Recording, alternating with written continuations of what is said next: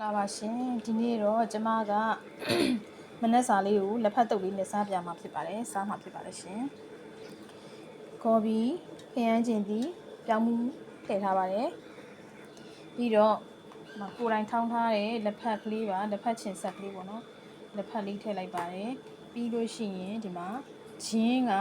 ကိုယ့်ဘက်ကိုအချင်းစိန်ထားတာပေါ့နော်ကိုယ့်ဘက်ကိုချင်းလေးတွေပပလှီးပြီးတော့အချင်းစိန်ထားတာလေးကိုနည်းနည်းထည့်ပါတယ်လက်ဖက်နဲ့ချင်းနဲ့တုပ်စားမယ်ခဲချမ်းပေါ်ထည့်ပါတယ်နန်းထည့်ပါတယ်တက်တုံကျော်လေးကျော်ဟာပြန်ကျော်ထားတာလေးထည့်လိုက်ပါတယ်စီလေးနည်းနည်းထည့်ပါတယ်